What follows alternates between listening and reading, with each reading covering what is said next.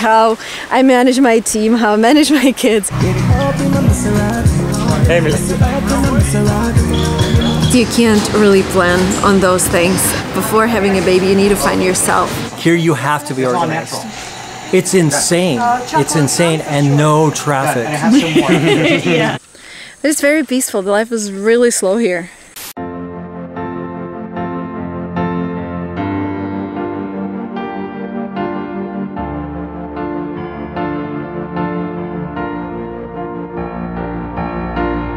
Hey guys, welcome to Silicon Valley Girl. I'm not a travel vlogger, but I just love to vlog and I'm on vacation. So I decided that this is going to be a vlog slash me answering your questions that you asked me on Instagram, Lingua Marina. And so I'm going to show you around. I'm going to show you how we're traveling in Central America. Our route looks like this: Mexico, Honduras, Guatemala, Belize. Then we have this beautiful place with these beautiful beaches, and then we're going to Panama and we're gonna go through Panama Canal, and then from Panama City we're gonna take an airplane back to the United States, to Houston. We're gonna stay there overnight and then go back to San Francisco. And I'm super glad that we're having this baby moon before the second baby, because I do realize that once we have the baby, the next 2 months are gonna be like adjusting to new life and trying to figure out how the processes look like, how I manage my team, how I manage my kids.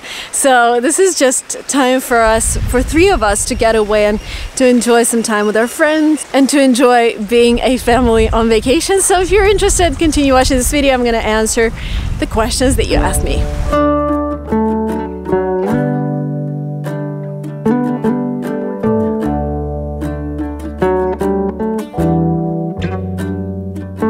Whoa, whoa, whoa, whoa, whoa!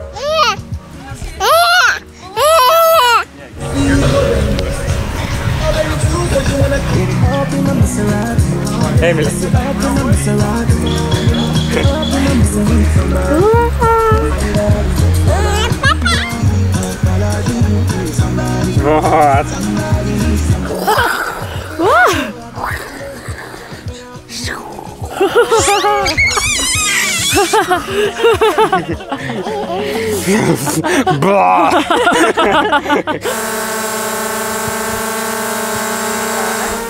Wow.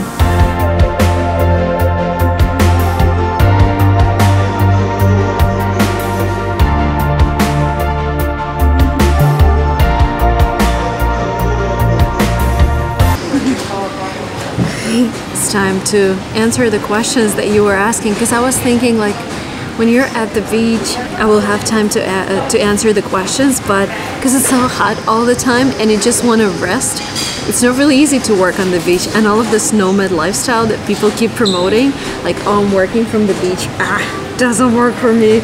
I want to be back in my office with my laptop, with my fast connection, and start working. So a lot of questions were actually around pregnancy.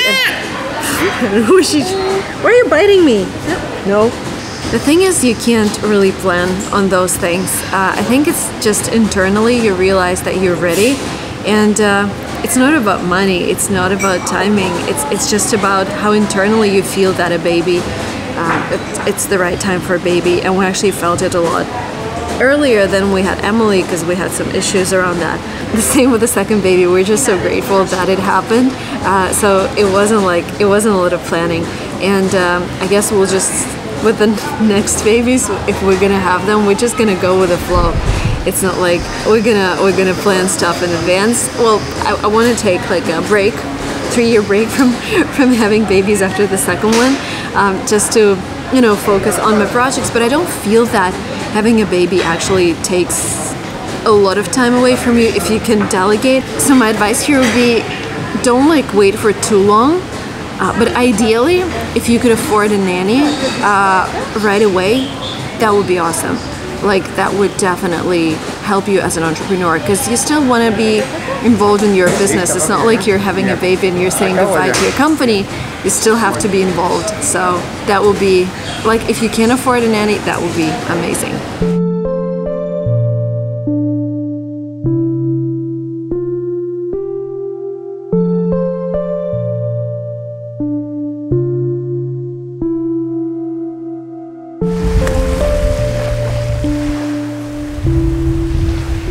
of questions around time management and how to manage businesses and channels and Emily. And I want to be upfront with you. When Emily was born, my mom came over from Russia and she stayed with us 24/7 for several months. And then we went to Russia, and there we hired a nanny to help us with Emily. She actually had 2 nannies. Now we have a full-time nanny here in the US and here on our trip, and she takes care of Emily. Well, I would say she takes care of us as well, because she cooks for the whole family. She stays with Emily. She also helps us with stuff like laundry.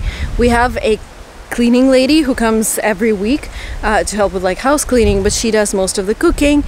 She has 1 day off, and this is when we take Emily and we travel and do things with her so that the nanny can rest. But this is the only way we will be able to function in a way that we function running a company, and me having 3 channels and me having all the different projects.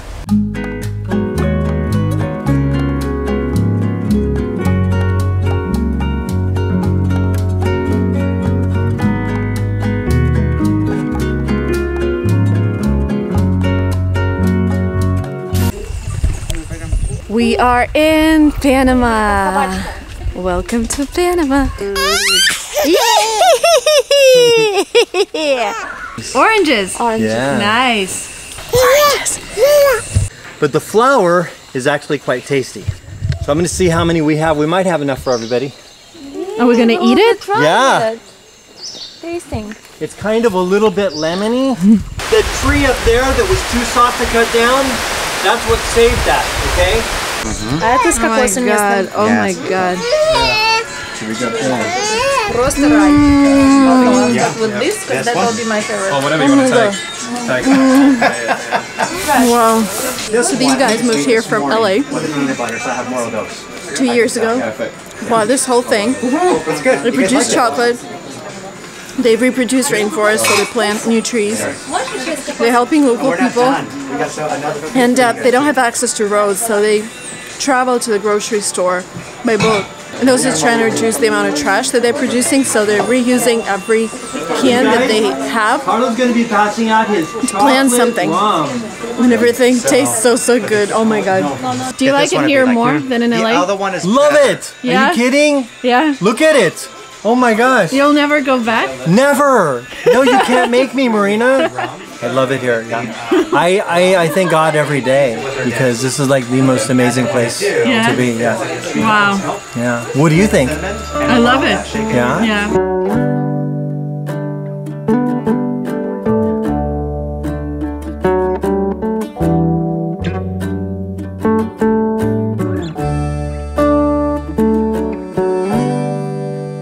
I'm the founder of nonprofit environmental organization Planet Rehab.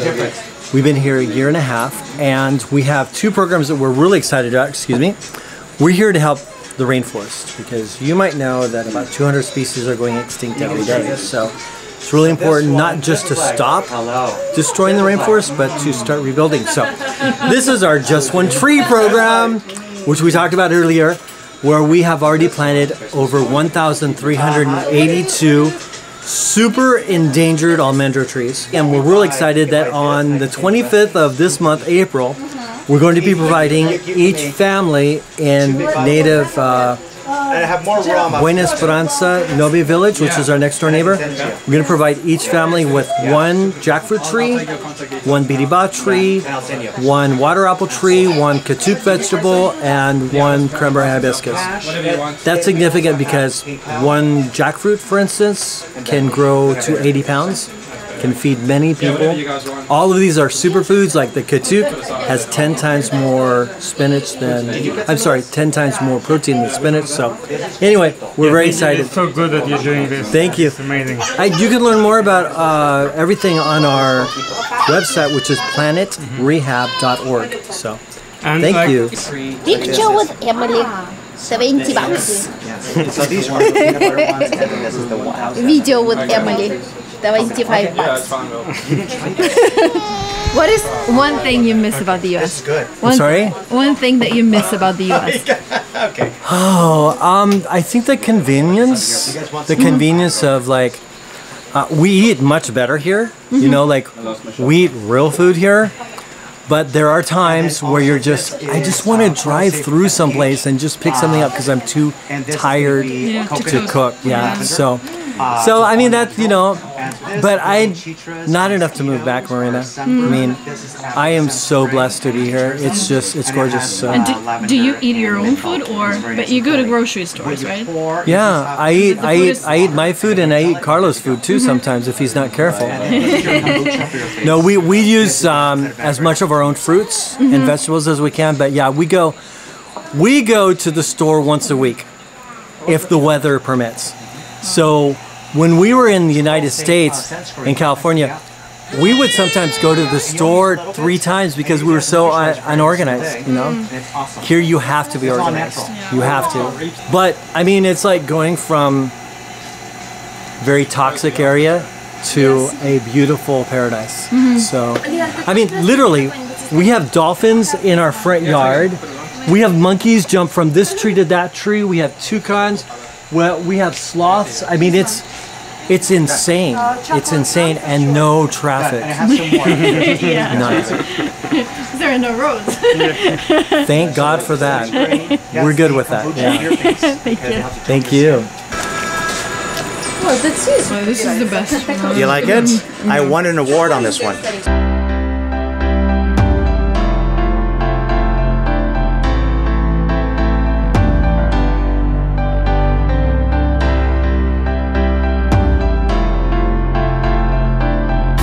I love the next question. What was important to accomplish before I had a baby? What goals I set for myself? I think the most important thing before having a baby is to find yourself. Because once you have a baby, you would always have this issue with, oh my God, I want to spend more time with my baby, or oh my God, I want to do something for myself as well. I want to do something for work. And you really need to enjoy both things to switch between them, because otherwise, if you're doing something you're not enjoying, you would be feeling so bad that you are investing this time into doing something that you hate instead of spending this time with a baby. So I think, well, this is a hard thing. Again, something I mentioned before in this video, don't wait for too long. But ideally, before having a baby, you need to find yourself, because then the baby comes in organically and you know how to manage your time and you know how to set priorities, because you just feel that you love both things, the kid and whatever you're doing, so you're switching back and forth. Did I plan pregnancy and company management? That's a great question as well, because before having Emily, I was heavily involved in every single process in the company, and I would spend like, I don't know, 6 to 8 hours managing it per day, and then I had my YouTube channels on top, so I was doing a lot. And then before having Emily, I realized, I'm only gonna have like maybe 4 or 5 hours to work on the company and my channels and everything that I want to do. So I'm lucky that my husband is the CEO and co-founder, so we decided that he's gonna take over everything. And it's not like he just took over, we actually hired more people who took over some of my functions. And it was kind of hard to delegate at first, but then I also realized that I'm delegating in order to have more free time. So this cost of losing control over some products is actually going into investing in my own baby. So, of course, you would need to delegate. You would need to learn how to delegate before having a baby. What I was doing in the last couple months of my pregnancy is actually writing instructions for everyone, writing checklists, creating different tables and spreadsheets so they could follow my way of thinking, so they could have everything. And it took a while, it took a few months, but then it was so easy to delegate, and still I'm using the same checklists these days, because whenever I need to hire a new person, I just give them the same checklists. So this is something you should invest your time into. Today we're exploring Bocas del Toro, which is a part of Panama. And the coolest thing here is that people mostly use boats to travel, and we saw boats that have like numbers, like buses, like number 40, number 73, and a lot of houses don't have access to roads, so the only means of transportation is boats.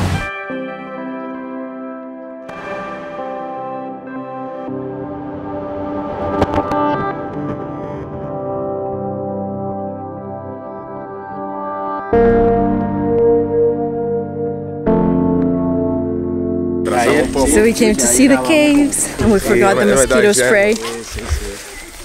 It's gonna be exciting. Pineapple.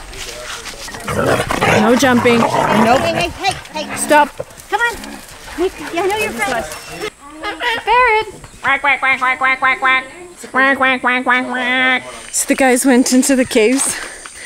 I have this weird feeling every time that I'm pregnant, I'm afraid of the ceilings being too low. And like once I entered the caves, I was like, no, I don't want to go there. But yes, I'm just gonna wait outside and vlog. Do you get a lot of tourists these days, or? Yes. Yeah? Some move, yeah. Little more. From America? Yeah, Americans. Most Americans. This is a house for 2-3 families. No windows, no glass in the windows. They have a cat. They have dogs. They have chicken. And a parrot. Hi. And they're all wearing Crocs. This is how they live here. A family with 2 daughters who are 2 years apart, just like Emily and her future sister. Their house is just like this tent that, well, whatever you see behind me, doesn't really have walls. They sell coconuts. They help tourists get into caves. And that's it. And now the pandemic has ruined a lot of things for many people. So they're just sitting at home and, you know, they look bored, kind of. They have chicken, they have dogs, but then that's basically it. But it's very peaceful. The life is really slow here.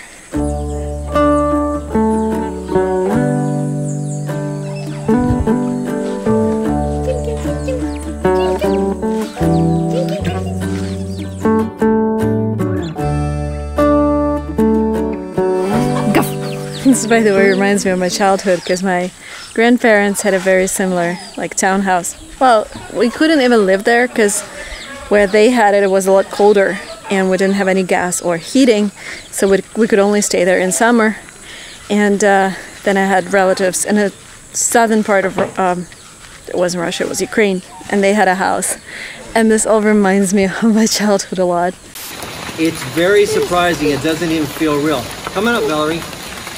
Can you imagine this plant existed when dinosaurs existed? So another thing that I learned about chocolate is it doesn't have a season. It's always the season of cacao, right? So look on this tree. Right here you see a little flower that's just blooming.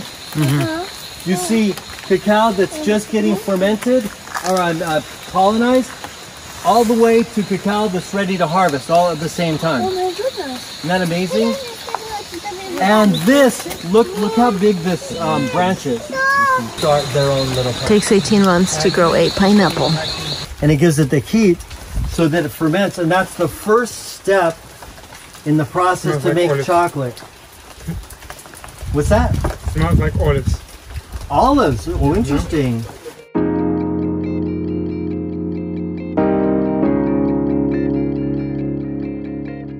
We're in a hole. I don't know if you guys see the borders, but it's called the Blue Hole, and we're right in the middle of it. And now it's more than 100 meters above. But the snorkeling here doesn't make sense. Snorkeling makes sense on the border, right? Yeah, around the reef on the edge. Yeah.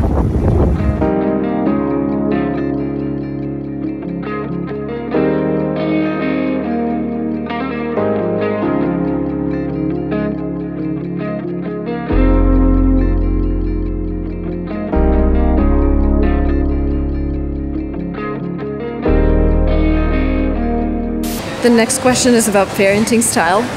I wouldn't say I'm the most experienced parent in the world because Emily's only, like, what, 1 year, 5 months. But I feel that we've been too kind to her, I guess. We haven't had a lot of practice saying no.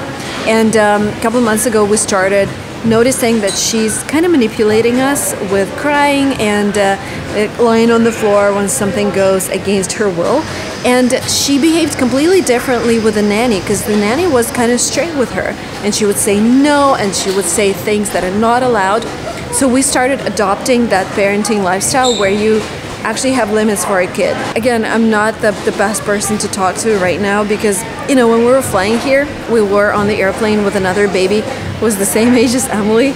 And unfortunately, Emily was crying all the time. She was so loud, and it wasn't like she wasn't comfortable. She was just bored, and we tried to play with her. We tried to do things, but she just wanted to run around, and the crew wouldn't let her run around. And the other baby, the boy, he was so quiet all the time, and so the boy's mom offered us some, you know, Camilla, like this medicine that helps the baby calm down. And I felt so embarrassed because, you know, before having Emily, I was flying and I was looking at parents whose babies were crying, and I was like, why can't you handle your own child? And then I realized I'm in the same kind of situation. I can't handle my own kid. So yeah, we're adopting a stricter parenting style. Marina decided to get some tan and came to the beach. And this is what we got. Actually had such a great swim. When you're from California, when you have too much sunshine sometimes and you miss rain, this is like the best weather to enjoy. Like swimming and hanging out on the beach. Oh my god, awesome. And the guys are surfing.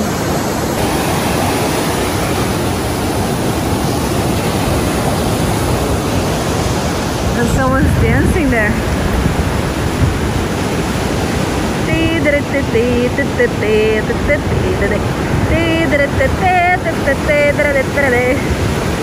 Got a lot of questions about flying with a baby. Flying with a baby is another kind of experience. Well, ideally, flying business class really helps, but I also understand it's not like an option all the time. So, I would say make sure your flights are comfortable. What we do all the time, especially when we're flying from like St. Petersburg to San Francisco, we always have a layover, and I try to make this layover at least one night. So for example, last time we flew transatlantic, we flew to Istanbul. We spent a night at the hotel at the airport, relaxed, recharged, and then we spent the whole day on a transatlantic flight, because when we didn't have Emily, we would fly through Frankfurt, and we would stop there for like 3 hours, and that was crazy. You get so tired of just changing flights. So my tip here would be to split flights. So today we're doing 2 flights in a day. We've done Panama, Houston 4 hours, and then Houston, San Francisco. But just, we did it just because there were no flights the next day. I would have stayed a night here and then continued, but we couldn't. Another tip would be just having all your bags packed with baby stuff. We have her potty, food, clothes, toys, more food. There is some more food here, well, mostly baby stuff. That is also food. So we have a lot of food, a lot of toys, a lot of stuff with us to keep her excited, because she likes to eat, and it's mostly healthy stuff like carrots, celery, pineapples, rice, spaghetti. So something that she could eat cold, because the food on airplanes, especially if you're in the US, it is not the best. And also getting some help would also help.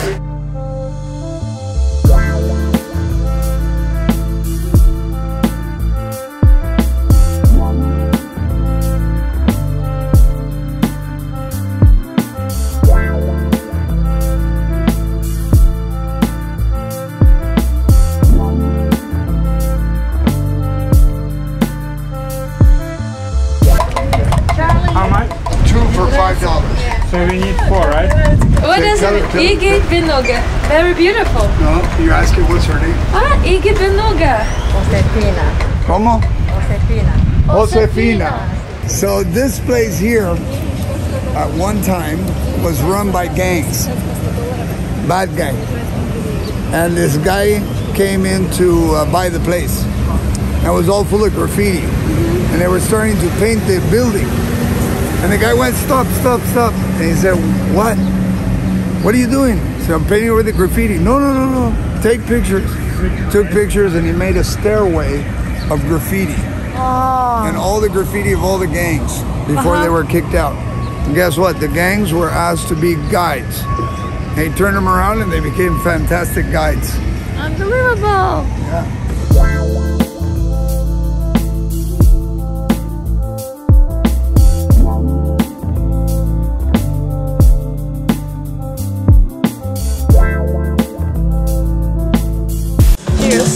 Cheers to a wonderful trip. Salud.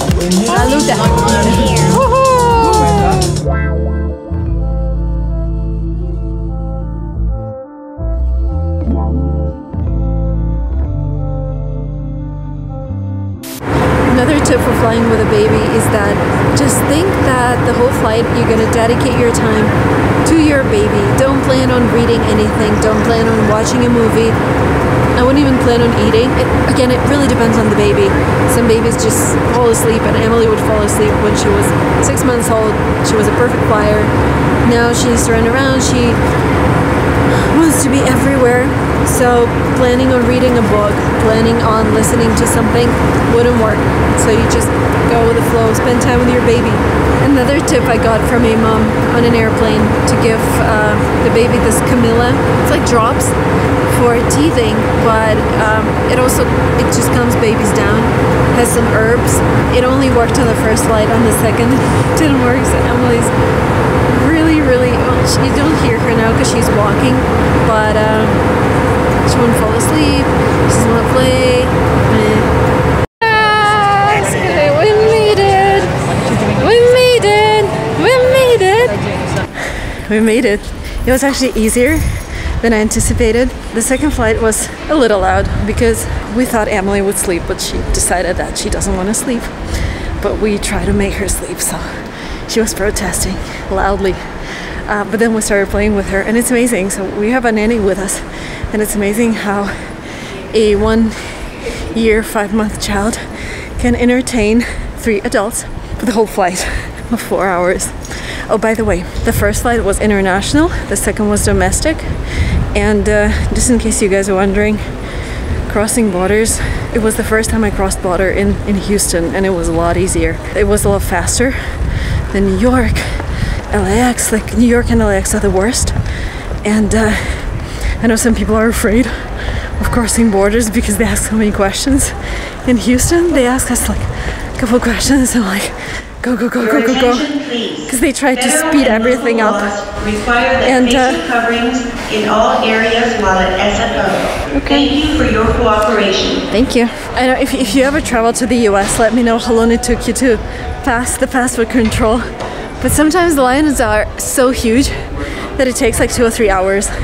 The first time I came to the US was in New York. So we went to Miami, but the first stop was in New York, and this is where we crossed border.